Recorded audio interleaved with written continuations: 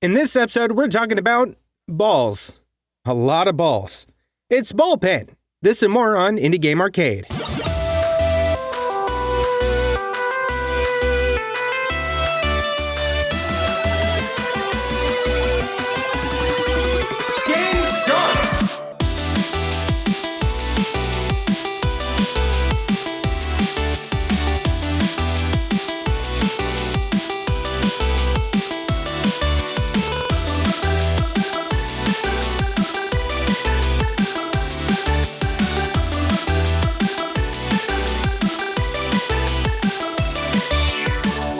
Welcome to Indie Game Arcade, a podcast that deep dives into the latest and greatest indie games. I'm your captain of the cute and cozy. My name's Chris. And I'm still your bonfire buddy. I'm Joseph.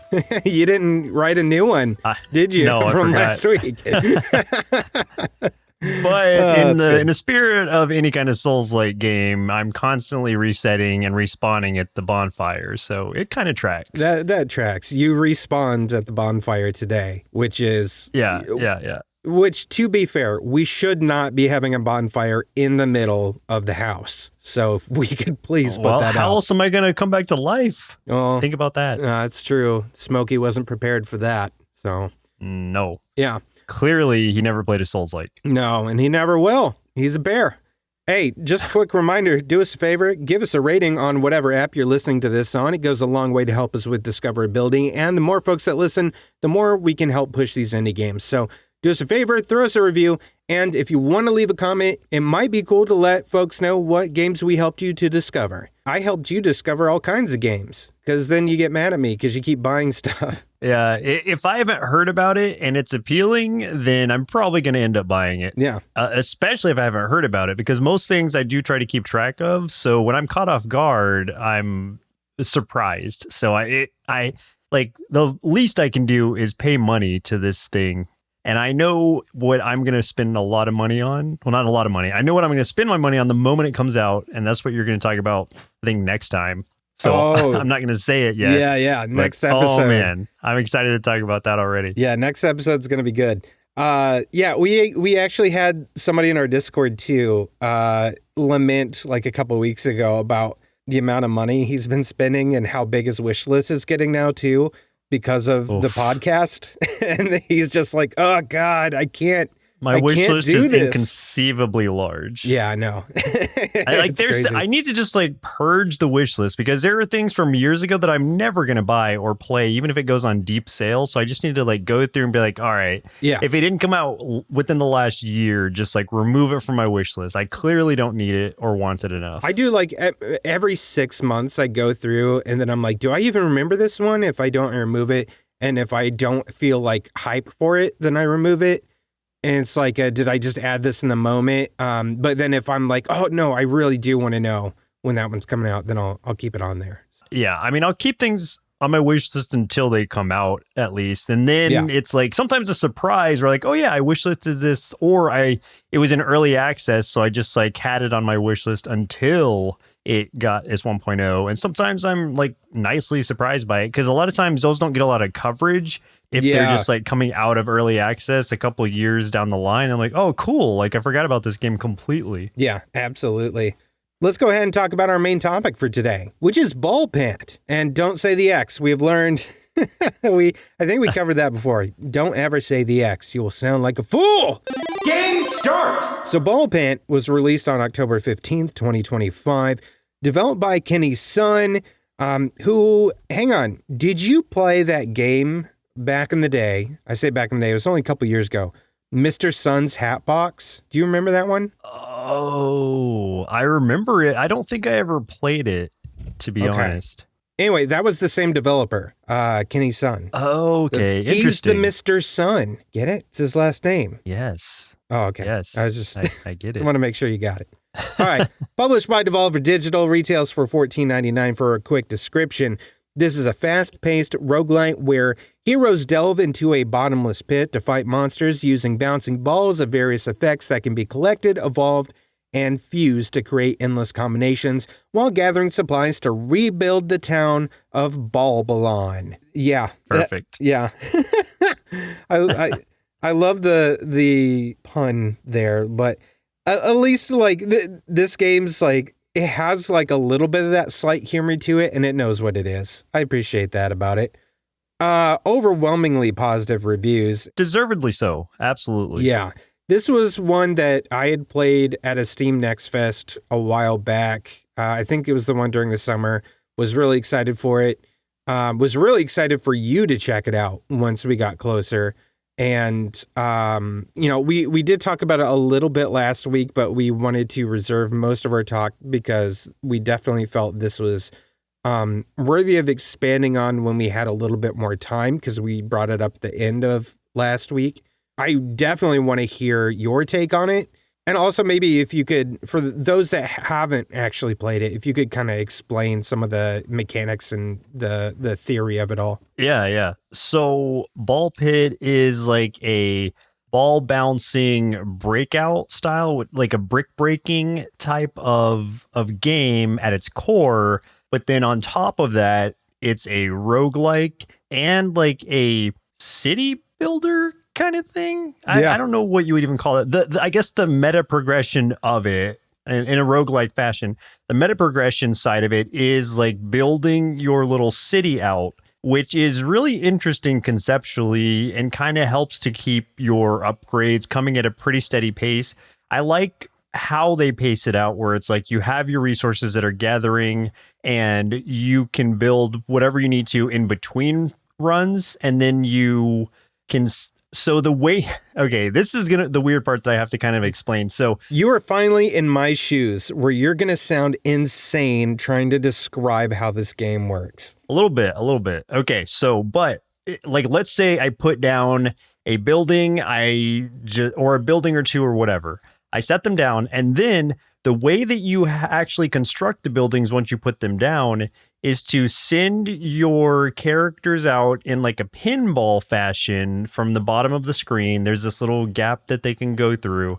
You aim it, and then it shows you the trajectory they're going to hit. So it's like, okay, I set this building down. Luckily, you're able to move the buildings at will without any cost to it, because you will need to do that a lot to try to position them perfectly, especially for the build part of it. And then you can move them again after you're done, which is very helpful. So you put them down, and then you just send the characters off. The characters who aren't indisposed, who you don't have like in the farm or doing other missions or things like independently, which is something they can do in certain buildings. All the characters you have collected will go in a line and then rebound off things in that pinball-like fashion. And every time they hit the building, it will give it the unbuilt building. It will give it like a build point or two, depending on the character you are and other upgrades you have. And when the bar is full, the building is fully constructed. Sometimes you can do that in a single run if you aim it well enough, or in a single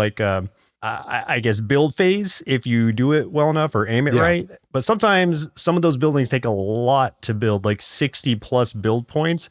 And that's where it's like, okay, if I got a really good rebound, then I can maybe do it. But also pretty early on, your runtime isn't very long. And so you will have to come back multiple times. I haven't had to do it more than twice, but like are times where you may have to come back and like finish off a building on your next run. The way that you reset those runs is either wait, like I don't know how many minutes it is exactly, or like go and do another actual brick breaking roguelike run in one of the levels. And then when you come back, that will have reset, and then you can do your build phase again. So that is like the core of that part of it. And that's just the build phase. The roguelike part of it, which is the main reason for the season here, is this is where you're playing as your character who you're choosing. They all have different abilities, like different special passive abilities. And then they all start with a certain ball, out of which there are a ton. And then on top of that, you can start to combine them into you either evolve them into brand new balls, or you just like fuse them to where like one ball takes on the properties of the other one as well, which is also like a powerful combination. And so with all of this combined, you are trying to just like survive the level. I think like at most they are 15 minutes. So it's very like short and sweet to get through a level.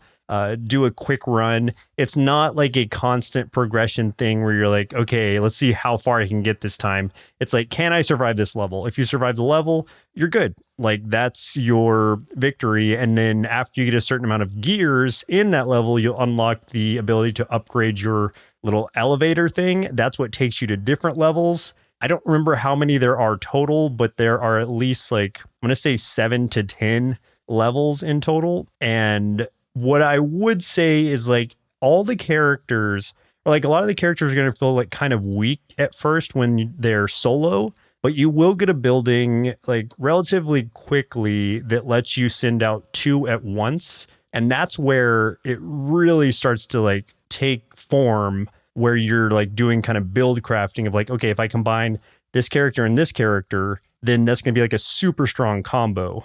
Like one example I'll give is like the shield bearer, who literally just has a giant shield and he's shooting the balls out. And then as they come back to him, if they hit the front of his shield, they will like deflect off of that. So you can get like a really good like combo going of like bouncing off enemies like right in front of you.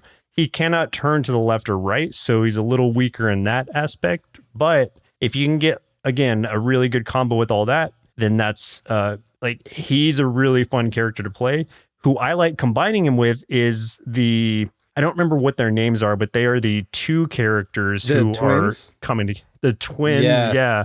And because independently, I was not a fan of the twins because it was hard to play as them because each of the balls kind of goes different directions unless you point them straight. And they do half damage because they're sending out, 2 streams of balls at once instead of just the one. And so alone, that was really hard to pull off. But them combined with the shield bearer, it's like I am shooting this like constant like wave of these balls out in front, and then the shield is deflecting them right back off. And so it's just a wave of death in front of me. So that is really fun when you can get like a good level for that. The downside comes with some of the bosses who are more angular. Yeah. Because then the balls will bounce off to the sides. And so that really kind of deflates the shield bearer's whole thing because it's really hard for him to get that on track. So that was something I ran into just recently. And the last time I was playing, when I was playing the final level, because I was like, all right, I'm getting through this. Like, it's going to go great. And then I run into one of those angle bosses and he just destroys me. I'm like, okay, never mind. Yeah. Even just that first boss, like on the even like, very first run, like you have to get it past those arms and stuff. So if you can't pivot and get it through there, like you're not going to be able to really do much because you have to be able to get up and get to the ground. At least with that one though, like he will move that arm down, from time to time, so that if you can't angle, then you can get him. But the skeleton boss. Yeah. So we're gonna say ball and balls a lot. So just what are your favorite balls, Joseph? Oh man, and this is gonna make it sound even worse, but like the bleed ball is one of my favorite. It just made me cringe a little when you said it. I know. Yeah, bleeding ball is not pleasant, but the bleed ball is great because it's one of those that lets you stack damage or let you do more damage like when you hit the enemy again. Like I think it's the more times it stacks on them, and that alone is good, but once it combines with things like especially like the laser, man, when you're lasering everything and they're all bleeding because of it, that's such a like deadly combo. Yeah, it's so good. So one of my favorite combinations was the lasers. Well, fusing the 2 lasers together. To have the 4-way laser. Yeah, that's so really good. Getting I think it's like the holy laser at that point where it shoots the lasers in a cross formation, so it's hitting everything horizontally and then everything vertically in like a column and row. But so I did that, but then I also ended up fusing that holy laser with the burn ball, like the fireball, so that then everything that laser hit also had burn applied to it. It was doing so much damage at one point, like I never had to touch, like even aim at those things again, because it was just immediately like taking that health down and they were just done for. One of the cool combos of characters, I don't remember all their names, but like the Shade is one of them who's like the assassin one.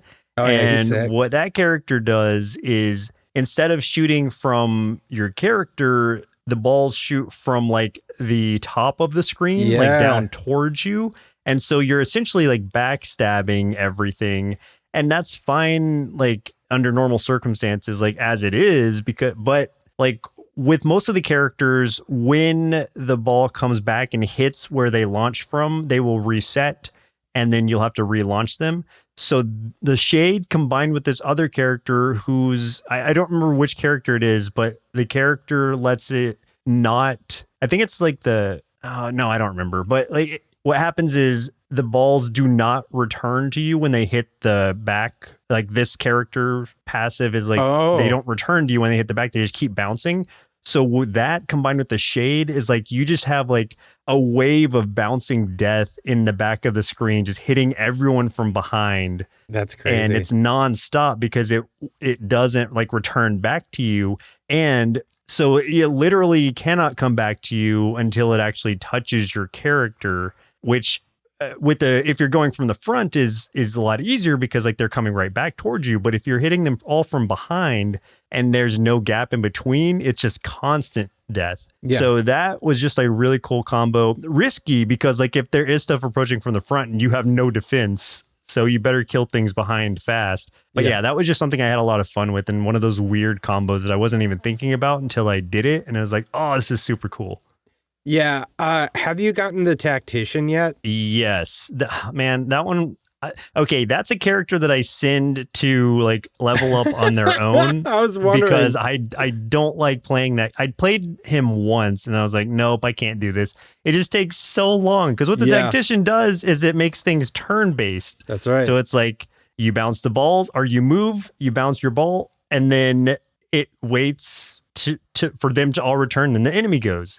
And then you do it again, then the enemy goes. It's just like, oh my God, this takes forever. I'm sure there's like some fun to that and like maybe a cool combo of characters you can have him with, but I did not enjoy that process. That was my thought process is like, I have to imagine there's got to be some method to using him that's way more fun than just playing him because like you, it kind of sucks. But there's got to be something, you know? It's super unique, but that's like, But there's another character. Okay, there's two characters that I want to call out who have like a similar weirdness to them. So one of them is the, which one? I don't remember what his name was, but he's like the green guy who he makes all the choices for you. Like you can move around and like shoot the ball, but every time an option comes up to choose something, he makes the choice. Like he just does it. Are you thinking of the one with the headband? The Radical. No. That one plays for you. Oh, okay. This other one is a green guy. The guy with the beard. Yeah. I can't remember. I don't remember his name.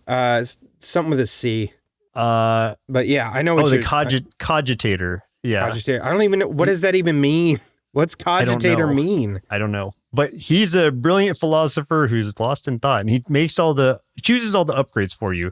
And that's fine. Like, cause you can control him. I had fun playing with him sometimes, but the Radical, I tried him and you don't even play. You just watch. That one just goes. You can't do anything. Yeah.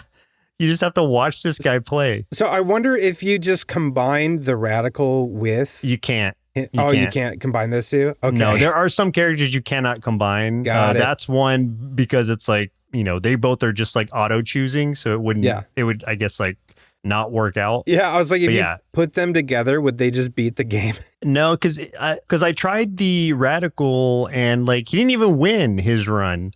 He just he was doing good at first. And then he just started sucking. It's like, why are you taking all those arrows, dude? Just move. Oh, you can't control it. It's just, so that's more of like an auto battle situation. I'm sure there's like, again, okay, so there's so many upgrades here that the meta upgrades that you could like keep it going and power them up to like a crazy amount. Once you do get to later levels, you will unlock things that are like +1 to one of your abilities, but you can upgrade it indefinitely. So you can just keep upgrading that. Yeah. So it's like you can kind of upgrade to like infinity or whatever, or 999, whatever the infinity is in these terms. The big recommendation I would make right away is like if it starts to feel a little dull to you after a little samey after a few runs, which it did start to feel to me, I'm going to recommend that you turn it up to like the highest speed as far as like actual in-game goes, because it defaults to like the 2-speed, which is okay, so there's a 1-speed, a 2-speed, and a 3-speed inside of the game. And so like it starts off at the 2-speed, and that's like fine, you can see everything. Once you get used to it, then it'll start to feel slow to you and a little repetitive, or at least it started to me. Then I turned it up to the 3-speed, and I was like, okay, now it's fun again. Now things are moving very fast, but I am in control because I know what I'm doing. So as soon as you can upgrade to 3-speed and feel good about it, like do that, and that will really improve your gameplay experience. I wish more games had that option of being able to control the speed of the game like that. Especially, let's say a Horde Survivor. Yeah, because it's not like just it's not like just the enemies are going faster, you're going faster. Everything just like ups in speed the whole game. And so it just makes it a lot more like manageable if you've got everything under control. Go default at first just to be comfortable. Can I give you a hot take real quick? Maybe. Real hot. I hate the base building part. I really don't like it. Hate's a strong word. Hate's a strong word. Let me just explain why though. I mean, obviously my favorite part of the game is doing the runs, right? The base building thing is like, it's okay. You know, there's nothing bad about it. But to me, it's like taking away from the thing that I want to be doing, and where I'm like coming off of like a little bit of like that adrenaline of like, oh man, that was a great run, or oh man, I just failed that run, I'm ready to go back in. And then I'm like, now I got to take the time to adjust, you know, my town layout so that I can get the best materials and, you know, do all that stuff. It just kind of takes me out of it every time. And I just get frustrated with that because I feel like I'm being forced to slow back down. So I wish it was more of an optional kind of thing. Like I said, it's not something that's breaking, breaking anything. It's not ruining the experience or anything like that. Like, I think this game's absolutely fantastic. I would still give it like the highest marks as far as that stuff goes. It's just like, man, I really wish I didn't have to do that between every run. I would argue that the base building part of it, aside from like getting new characters, is optional because you don't have to do it and you can survive. I'll say you can get all the way through the base game without upgrading anything, if I'm being honest. I think you can. But I feel compelled, Joseph. I'm compelled. Because it's there on the screen. Don't blame the game for that. I blame Mr. Sun, Mr. Kenny's son, and his box. I blame the sun for many things, but I won't blame it for this. Yeah, it's just like that part's just definitely not my favorite. But everything else about this game, I'm absolutely in love with, and it's like the kind of game that is gonna be a permanent install on the old Steam Deck. Yeah, graphically, I really like the style of it. Yeah, I do too. Audio's great. The music's great. The chaos of it all is great. What I will say, and this is like one that I'm gonna. The caveat is that I'm not completely done with the game yet, so I don't know like how much weight this carries. But what I will say is I'm not sure what there's going to be to do in like an in-game version of this. So it's like, yeah, I could keep upgrading everything like to indefinitely. Like I could get like 1,000 strength, but at the end of the day, am I just doing the same runs over and over again with different characters to try them out? Or is there something else to strive towards? And from what I've seen, because I just beat the last level, I don't know. It gives you like a cool cutscene at the end, not a long one, but like a cool little thing. But then like nothing happens. Like no one mentions anything. It's just like, cool. Like you get an achievement just the way that you do for everything else of like you beat that level. So it's like maybe there's more to it and I just haven't seen it yet. Like maybe that's like there's like a secret ending or like an ultimate ending. But where I am right now, it's like, I expected there to be more of a draw to like bring me back in or keep me like engaged in a way that like other roguelikes are like, hey, you want to up the difficulty and do this thing and then unlock all these to defeat God? And it's like, well, yeah, but you want to bounce your balls off God? Yeah. Yeah, of course. But it hasn't given me that sort of like draw yet. Right. It hasn't even like dropped the crumbs to like make me think that there's anything else. The only thing that's like difficulty upgrade would be like, instead of doing normal mode, I can switch over to fast mode, which is different from the speeds I was talking about. Fast mode is like, it already makes everything faster. And so if you increase the speed in fast mode, then everything's going like super fast. And I beat the first level in fast mode and it didn't feel a whole lot different, just a little bit faster. So I don't know if that's going to do anything either.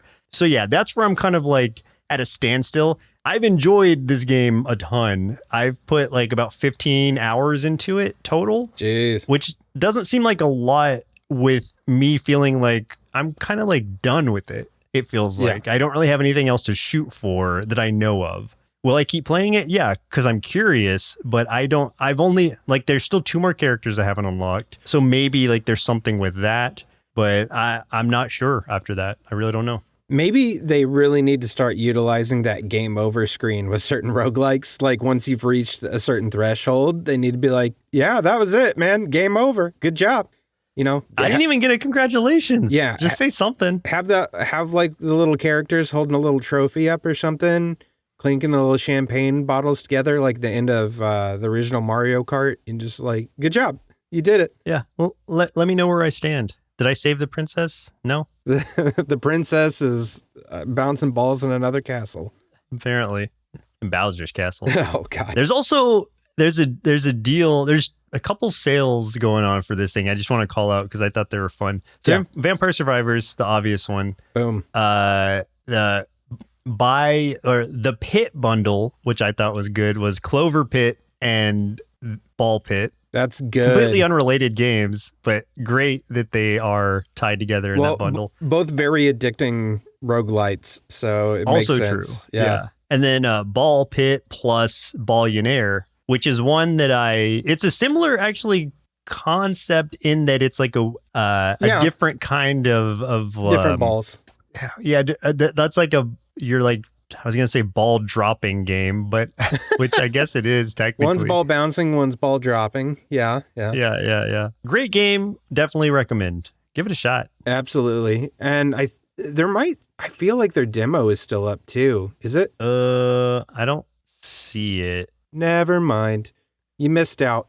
It's worth it's not even a big price point. It's a $15 game. Yeah. It's you totally like if you're into roguelikes and or Vampire Survivor, Horde Survivor likes, or just like not balls. I was gonna you just like balls. Well, yeah, that too, I guess. Or brick breaking games. Then hey man, you'll find something fun here. Yeah, if you like balls, this is your game. Yep. Power up! Hey, if you're enjoying this episode so far, do us a favor, throw us a like, a follow, share the episode of the podcast with folks who love indie games so we can get more of these game recommendations out there and support indie game devs. We also have our YouTube channel at youtube.com/nerdsloth where you can catch us playing more indie games or check out our top 5 and top 10 series for even more indie game recommendations because we believe there's an indie game out there for everyone. Combo! Let's talk about some other indie games we've been playing. So I've got 2 here for you, and these are going to be kind of short and sweet, I think. One is Livber or Livber. I'm not sure how I'm supposed to say that, but I'm going to go with Livber. Livber Smoke and Mirrors. This is a short psychological horror interactive story.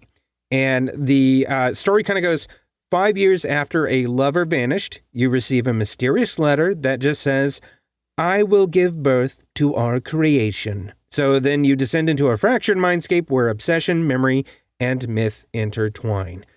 So it's basically kind of like part visual novel, but it is more like, I was trying to think, there was another game that I talked about, I want to say during the summer at one part, that was like, when I talk about like visual novel, it was way more on the visual novel side, like the way more on the novel part, I mean, than anything, where like you were reading a lot of stuff and there's just some interactivity and stuff, like as you read like the story.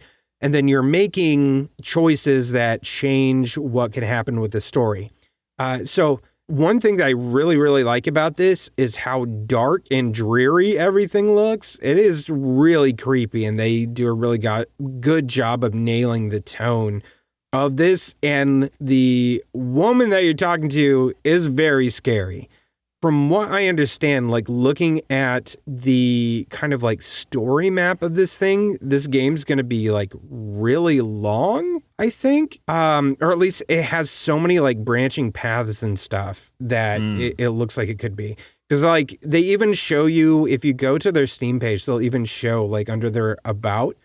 If you scroll down a little bit, they have like a little GIF and it kind of shows like the path map for this game. So based like on the choices you make, there is so much. And I think that is kind of bewildering and crazy. And I love that. I think the one caveat I would say to that as I was playing it is that I wish there was more illustrations to accompany what I was reading on the screen, because there is like quite a bit where there just was like sort of a static background that would just stay there while like I'm going through the text and everything. And like the story's like really, really strong. But when they do show different artwork, the artwork's really good. Because of that, I want more of it than just like always seeing, for several bits of dialogue or something, seeing just a door or something in the background.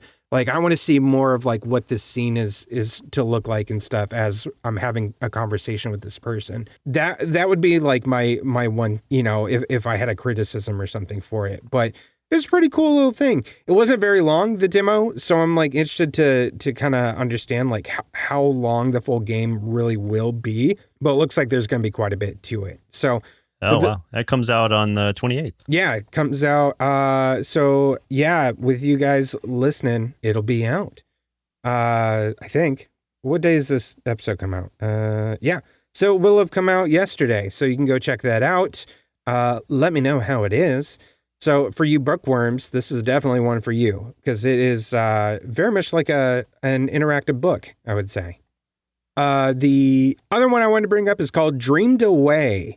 Dreamed Away is an action adventure RPG, which is like somewhat in the vein of Earthbound and I would say specifically Undertale, where you're playing as this boy named Theo who gets sucked into this nightmarish version of reality, searching for his missing sister. And this is all taking place in France in the 1990s.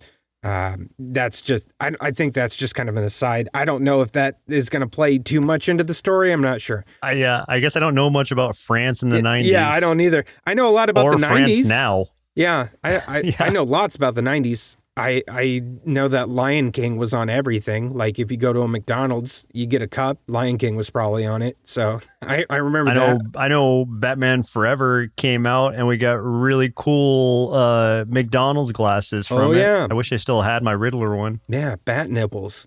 It has like a lot of the RPG elements you would expect aside from only playing as Theo. And attacking, this is the thing that I really like about this. And this is also why I'm going to say that it reminds me a lot of Undertale. So attacking and defending, you're not just straight up doing, choosing what your attack is and it happens, or defending and it happens. Everything turns into a mini game. So like in that way, it all still becomes skill based in a way that, RPGs and especially like JRPGs and stuff typically don't do unless they're doing like the timed hit kind of thing. But this is, I would say, more difficult than something like a timed hit. There are some like that where it's just kind of like, you have to press at the right time, but while this like ball is sliding back and forth, but if not more difficult, at least just more engaging. Yeah, because time. The mini games, if it's anything like Undertale, probably aren't very like challenging, but they do keep you interacting with the game instead of just choosing defend, attack, run, whatever. Yeah, I would say on the surface, they're not like super difficult ones, but where they get difficult is like sometimes the harder the enemy you go up against, those mini games will get faster.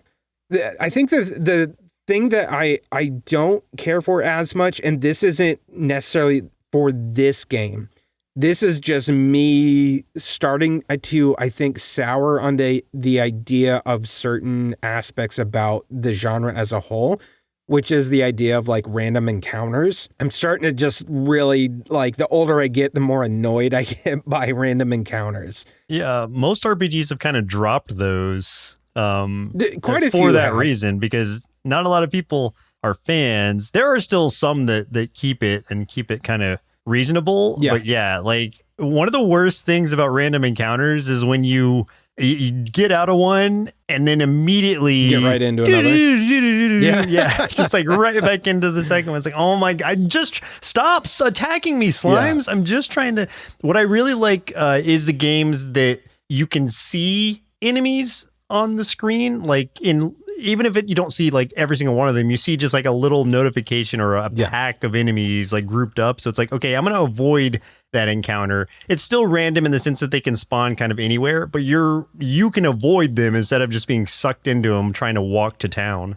Yeah, this one is sort of a mix of both of those. So to their credit, so like you will be able to see the enemies on the screen, but like, especially like in the demo and stuff, as you're kind of going through. And I do also want to give credit. This is a really creepy game. Like it definitely delves into horror, especially like a lot of psychological horror, but there is some creepy stuff going on. But you are kind of like navigating through a little bit of this like almost labyrinthine sort of nightmare kind of realm, trying to find your lost sister and stuff. But like there's certain paths that you have to go down. And it's like, even though you can kind of see where this enemy is, like if you get anywhere near that thing, it's going to shoot right at you so fast. There is no way to get away from it. So it still basically becomes a random encounter because like there's no way out of it. Right. So that's how like a lot of the battles in this one have gone up until like the point that I've played it. So I don't know that it's going to be the case for everything. Like there might become like more open world kind of parts to it where that isn't the case. This just, in what's available in the demo so far. But that just makes me think of like the random battles from Pokemon where it's like you're walking somewhere and you see, not even random battle, where it's like you see a kid standing there like and it's right in a path you're trying to go. It's like, oh man, that kid's going to challenge me. I'm going to have to take this kid's money. You're right. Like, I found a button. Yeah. It's like, God, kid, why do you want to fight me? Because you found a button in your own pocket. Or what about that makes you want to fight? What's even funnier is like where it's like obviously like a 60-year-old man's coming at you and like you're like a 13-year-old kid in these games most of the time. Like, why is this old man picking on children? Come on. I sure like Werthers. Anyway, you want to fight? I've got a Magikarp. I hear they're pretty strong. But anyway, as far as the story goes, though, 100% on board with this. I think it's really, really cool. Like I said, it does get creepy. I love that aspect of it. So it's like, it's got that a sort of like the Earthbound look with some of the Undertale kind of gameplay with some horror to it. And like that is a pretty solid idea in my book. Yeah, so. Conceptually, this sounds really cool, and it definitely looks cool too. Yeah, like this would be like a JRPG could jump into, especially with all the interactivity going on. But yeah, it's available right now. Full price is $18.99 as of right now through November 6th. It's on sale for 15% off. So if you really like it, you can get it at a discount right now. I'm going to talk about one game. I'll just chain off of like what I was talking about before, which is Absolum, because I have gotten so far in Absolum. I've beaten Absolum. I've beaten the boss. I've beaten like the other boss that comes after the boss, and then I've gone on multiple runs after the fact because there are still things that I can like do and tie up. I thought that I had beaten everybody. There's still, according to the achievements, 2 bosses that I have not beaten. And now I have to go like, it's not that they're on like a different path or something. It's like I kind of have to go through and do sort of like quests or like go down like these branching paths that are like talk to this character, find out like what's going on with them, and then continue down that quest. And I know one of them, just from what I've been hearing from the people talking about them in the game, is like a dragon of some sort. Because it's like you need to get dragon blood or something to open this giant dragon door. So I don't know if I'm going to be fighting a dragon to get through the door or to get to the door to fight the dragon. But I know there's a dragon involved, and that's going to be cool. I don't even know what the other boss is. I mean, if you need dragon blood, I would assume you got to fight the dragon first. You got to steal his blood. That's what I would think. But then what am I going through the dragon door for? Another What's behind dragon. That door? A bigger dragon. Maybe. A sexier dragon. Oh, hopefully. Yeah. There you go.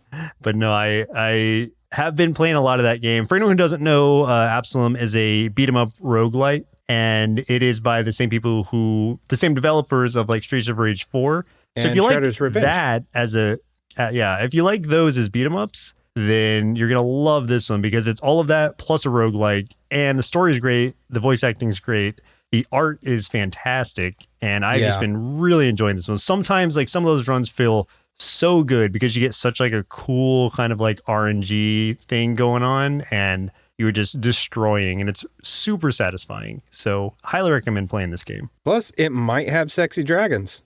We don't know. There could be sexy dragons. Yeah, could be.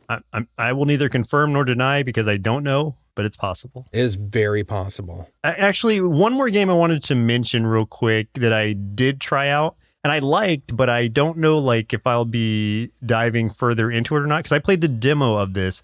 Steel Knight's Armis, which is the... Oh, yeah. It's the Horde Survivor like mech game. Yeah, and it is like, it feels very...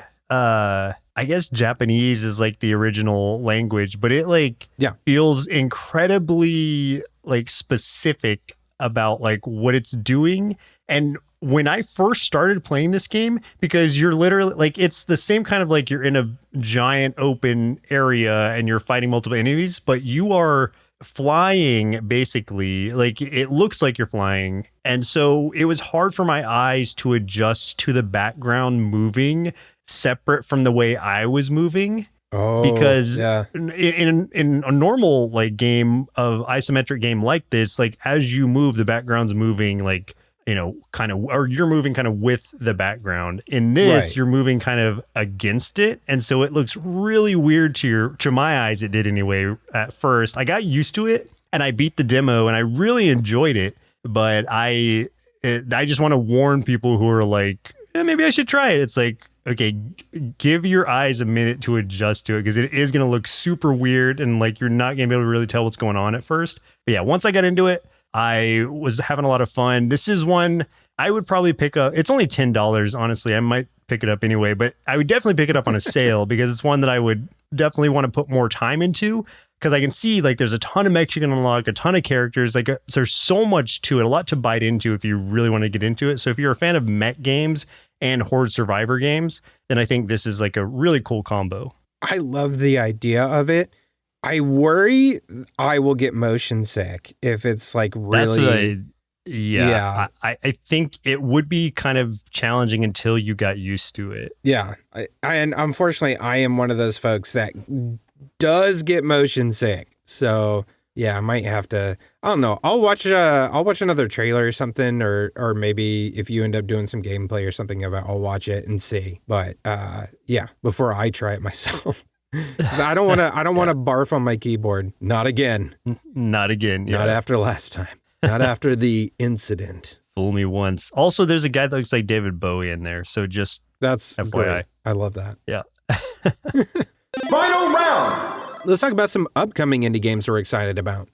I'm gonna break quorum. Neither of these games are upcoming. They've both released. I just have not played the full version of them yet. But I thought you were gonna throw some TBAs at me again. No, I'll do that next episode. Thank you. No. I've played the demos for both of these in the past, and I've talked about both of these in the past. And I'm also breaking quorum a little bit because I said I would only be bringing horror games through the month of October, but like I would be remiss if we did not acknowledge Dispatch. So if you remember, Dispatch is the superhero workplace comedy sort of game by Ad Hoc Studio, which is made up of the former Ubisoft and Telltale Games devs. So This is very much a Telltale Games kind of game.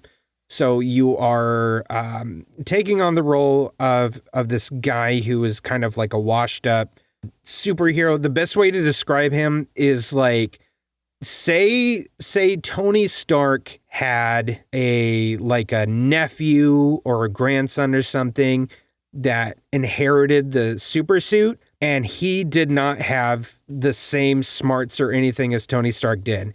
So when that suit gets destroyed, he can't repair it. Or money.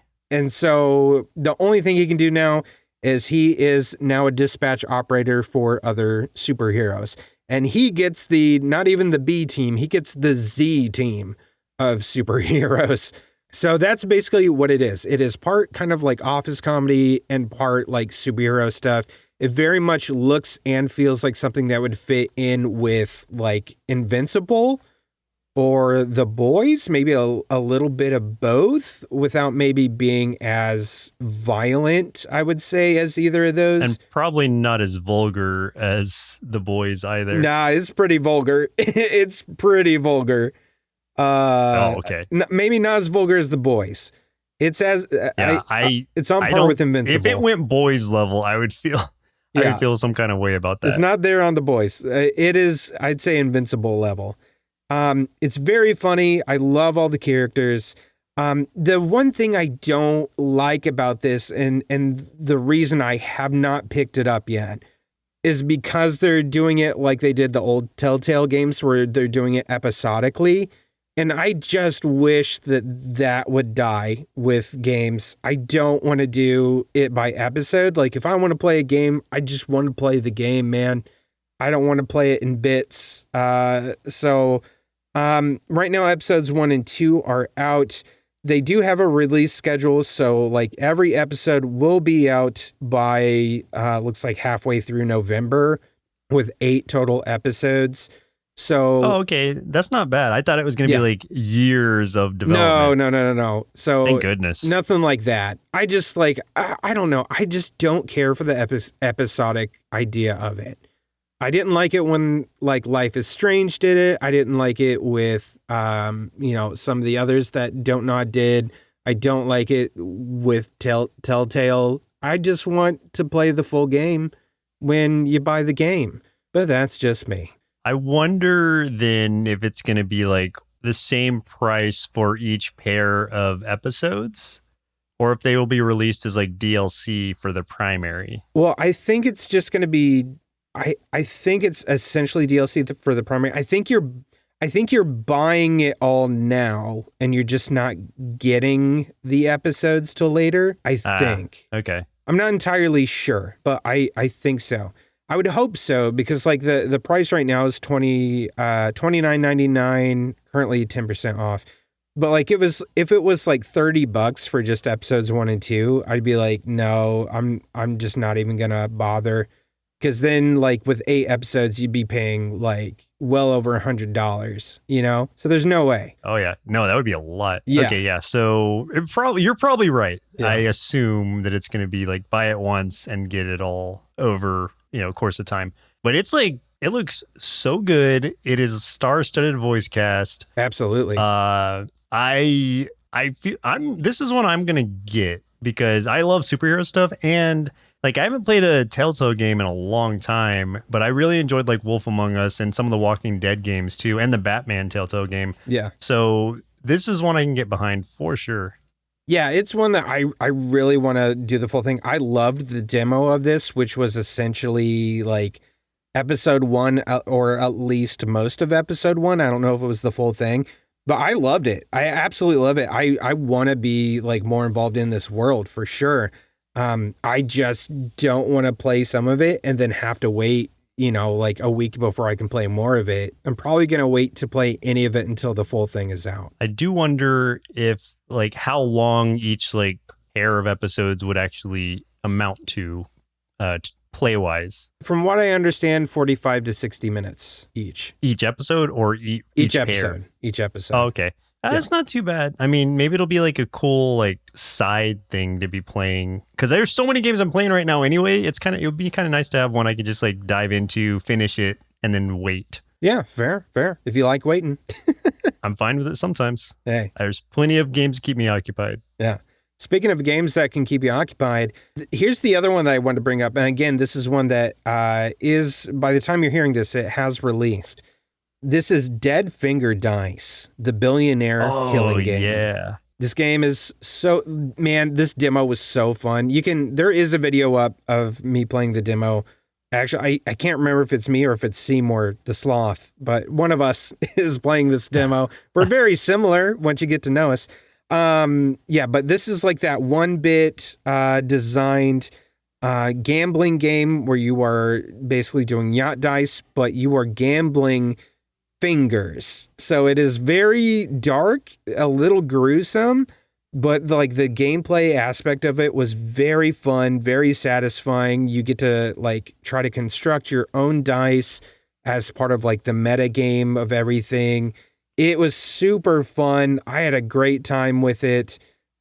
Beat the demo when that first came out, and I've been waiting for this release. So very, very excited to get into this one. Yeah, that's one I'm really looking forward to also. Another one that is also like a gambling kind of roguelike, but a lot more lighthearted than that one is Roulette Hero. Oh, I've never heard of that one. That comes out actually today, also the 23rd of October. Oh. And you are it's a roguelike deck builder, but there's a kind of a slot machine mechanic to it. I mean, obviously like Roulette Hero, but it's like it looks like from the screenshots or from the videos like that you're just pulling that lever, but what the actual game is you are this robot who is like collecting animal companions, and what you're doing when you pull the lever is kind of like going roulette sort of thing around these squares you've set your like animal friends or whatever other items in,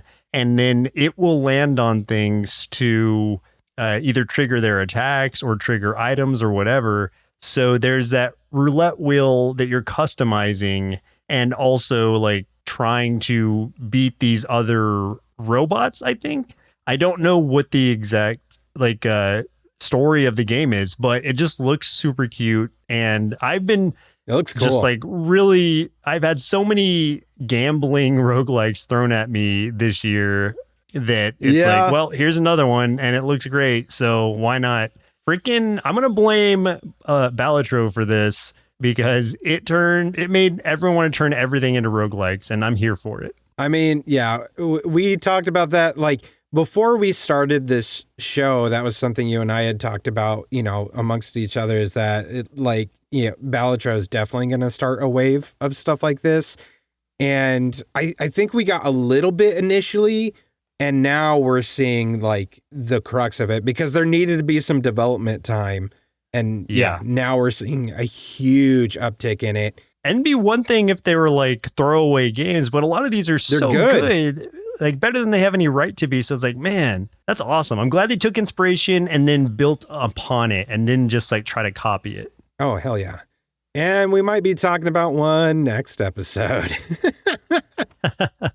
Game over. If you had a good time listening to this episode, stick around for the bumper to learn how you can help support the show and all of the things we do here at Sloth Creative. You can also check the show notes for our link tree, which will take you to our social media, our Discord, merch store, and tons of other cool stuff. Get in touch with us, though. Let us know what indie games you're playing and help us elevate these games so we can help support the indie devs. That's game over for us. My name's Chris. I'm Joseph. And we'll continue on the next episode. Continue. Indie Game Arcade is recorded and produced by Sloth Creative. If you're looking for more gaming content, head over to youtube.com/nerdsloth for indie game let's plays and recommendations.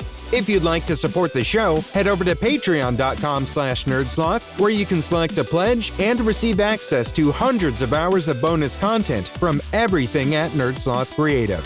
If you're an indie game developer and would like us to review your game or explore other opportunities, send an email to nerdslothcreative@gmail.com with the subject line Indie Game Arcade. Thanks for listening, and keep supporting indie game devs.